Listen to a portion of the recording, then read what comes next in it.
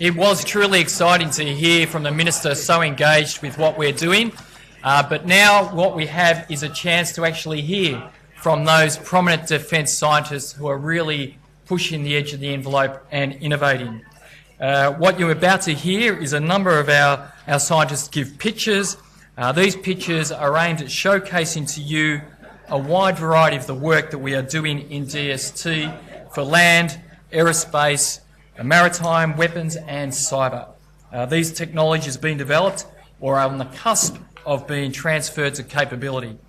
And so there's an opportunity here for you as industry and universities to partner with us in these technologies to help move them forward. So, and over to Daniel, who is going to give our first pitch. Thanks, Daniel.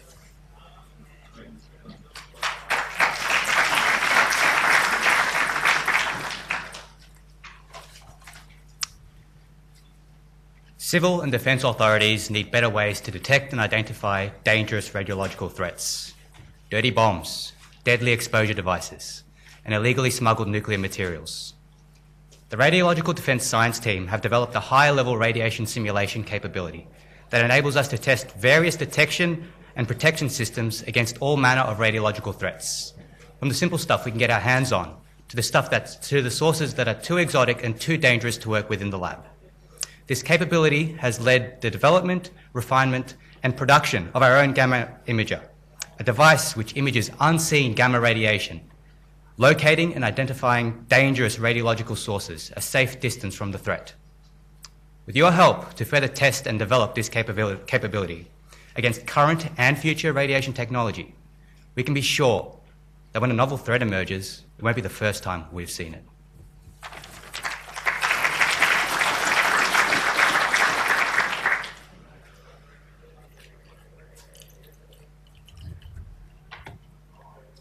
Landing a helicopter isn't easy, especially when the surface you are aiming for is viciously shifting in all possible directions and you don't even have an eject seat to save yourself.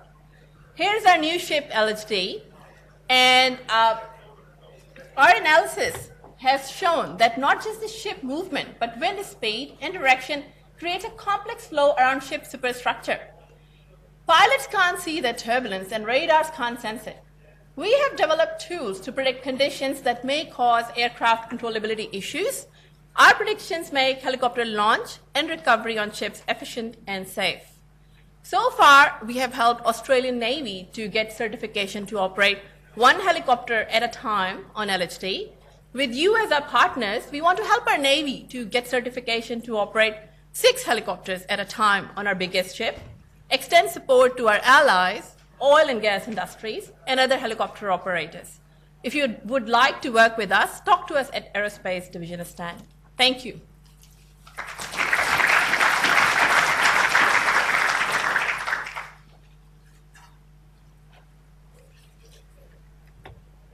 Just 4 years ago, the Internet of Military Things connected 9 billion devices globally. In the next 2 years, that number will grow to 75 billion. So how can the Australian Defence Force profit from this juggernaut? Well, let's begin with the challenge of operations in dense urban environments. I've partnered with a South Australian-based startup called Myriota. We developed small, cheap terminals that send a short burst of data direct to low Earth orbit satellites. These terminals can be seeded in their hundreds across the battle space to collect information vital for situational awareness. That information could be temperature, humidity, the vibration profile of the vehicle, maybe a chemical contaminant. So if you have or are interested in developing novel sensors that can be mated with the terminal, consider working with me to develop an Internet of Military Things for the Australian Army.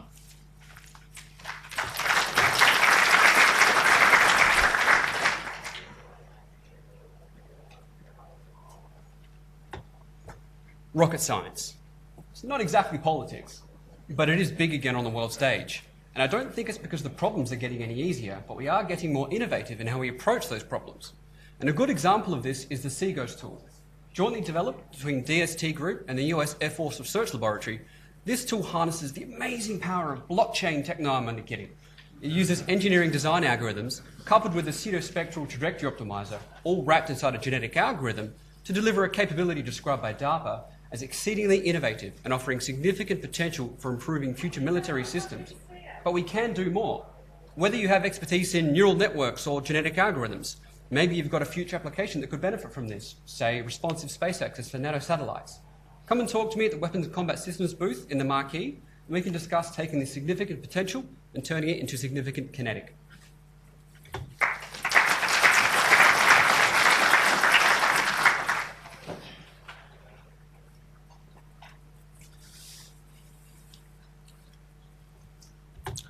Satellite communications plays a vital role in delivering global access to the military users. A resilient SATCOM link is essential for a robust communication. However, SATCOM links can be subject to interferences and service denial. Increasingly, the satellites themselves are becoming vulnerable to a range of threats. The current military SATCOM architecture is trapped by history, with a traditional single satellite link for a user. The concept that we are trying to develop and demonstrate aims to break the historical single satellite operation. Its vision is to increase the SATCOM resilience by transforming the next generation military SATCOM to a multi-satellite MIMO architecture. This can be achieved by leveraging advanced signal processing techniques and multi-beam antenna technology. To move forward in this space, we are looking for partners from both academia and industry. If you are interested in this topic in technology, come and see me. We can explore how we can collaborate together. Thank you.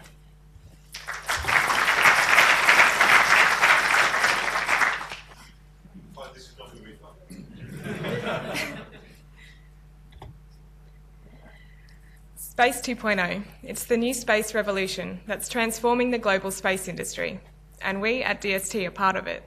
Small, affordable, and many. That's the new space philosophy. Constellations of satellites providing a capability. Smaller satellites means a cheaper launch, and cheaper launch is making space more accessible. Defence needs space technology. We rely on information from satellites for things like communications, imagery and intelligence, position and navigation. At DST, we're designing, building and operating small satellites with defence applications. We currently have a satellite on orbit as part of the Buccaneer program, and we've got more on the way. So if you've got a great space idea, whether it's a mission, a payload or a sensor, anything, we'd like to hear it. So come and see us at the National Security and ISR booth.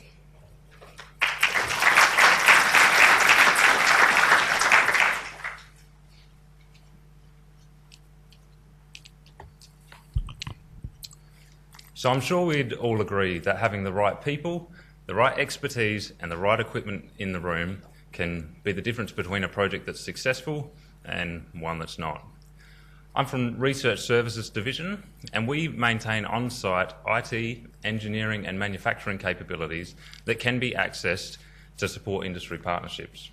We have focus areas in mechanical, electronic and microengineering, high-performance computing, virtual environments and applied imaging. So as an example, over the last few years, our engineering groups have been working with L3 Micro and the Cyber and Electronic Warfare Division on the Red Wing program. This program's developed a number of products which are countering the threat of improvised explosive devices overseas. Our role has been to help transition products from lab-based science through to mass manufactured items. And it's been a success. More than 200,000 units of one type or other have been delivered into theatre, and this has generated more than $60 million worth of contracts for Australian manufacturers. So please come by the Research Services Division stand today and see how our capabilities might support your next partnership with DST.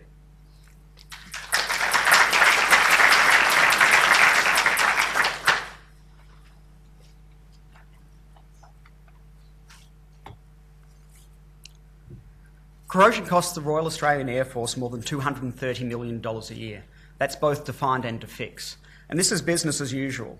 But when it isn't done right, we need to do things like re-wing the P3 or the Hercules, or even retire a fleet early. As part of a successful collaboration with BAE Systems on corrosion prognostic health management on aircraft, Corrosion Science Group at DST has developed an environmental monitoring system. It is a robust, low-weight galvanic sensor with a logger that is self-contained and wireless with a long battery life. Now, these sensors detect wetness rather than just humidity, so they're perfect to investigate hard-to-inspect locations on board aircraft. It flew on the Seahawk Bravo and is qualified on the Armed Reconnaissance Helicopter, and it will be on Wedgetail by the end of the year. It can be applied in other situations too, such as insulation on ships. Insulation is necessary, but leads to condensation that is trapped in hard-to-inspect locations around pipes and in walls. This is a perfect application of a sensor developed through a collaboration in one domain being applied in another. Thank you.